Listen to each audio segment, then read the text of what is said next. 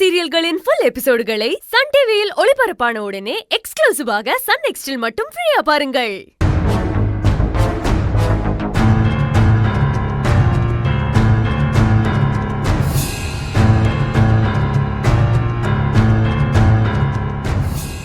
அக்கா, என்னக்கா நீதான் அந்த டிராமாக்காரிய கார்ல கொண்டு போய் விட்டேன்னு கரெக்டா சொல்லுதேக்கா அந்த நாட்டாம.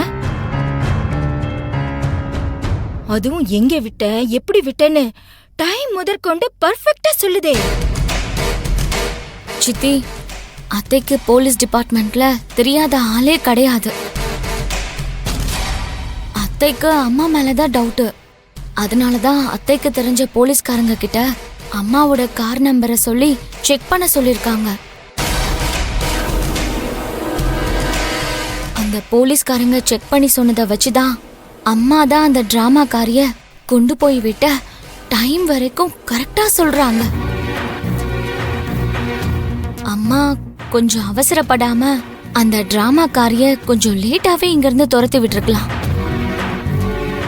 அக்கா, இப்படி கையும் களவுமா மாட்டிக்கிட்டேக்கா. இப்ப என்ன பண்ண போற? அந்த நாட்டாம வேற இப்பவே அந்த கத்து கத்துது. காலையில அஞ்சலி வீட்ல இல்லன்னா காயத்ரியா குணாவான்னு தெரியும்னு சொல்லிருக்கு. என்ன பண்ணிடுவாங்க அவங்க? அவங்க ஏதோ புருஷனோட அக்காவாச்சே அண்ணியாச்சேன்னு மரியாதை கொடுத்தா ஓவர் அட்வான்டேஜ் எடுத்துக்கிட்டு இருக்காங்க. இதென்ன அவங்க வீடு நினைச்சுக்கிட்டு இருக்காங்களா? ஏன் வீடு. இங்க நான் தான் முதலாளி. நான் என்ன நினைக்கிறேனோ அதுதான் இந்த வீட்டுல நடக்கும். நான் சொல்றது மட்டும்தான் இந்த வீட்டுல சட்டம். அவங்க தான் இந்த வீட்டுக்கு முதலாளி மாதிரி என்ன அதிகாரம் பண்ணிட்டு இருக்காங்க? மா, உணர்ச்சி வசப்பட்டு பேசி எதையாவது பண்ணாதமா. நமக்கு இப்ப அப்பாவும் சாதகமா இல்ல. மகேஷ் எங்க போனார்னே தெரியல. இந்த நேரத்துல அத்தையும் நீ பகச்சிட்டனா என்னடி ஆயிடும்? என்ன ஆயிடும்? உன் அத்தைக்காரிக்கு நீயும் உங்க அப்பாவும் வேணா பயப்படலாம். ஆனா நான் யாருக்கும் பயப்பட வேண்டிய அவசியம் இல்லை. என்ன பண்ணிடும் அந்த பொம்பளை? நாளைக்கு என்ன நடக்குதுன்னு மட்டும் பாரு.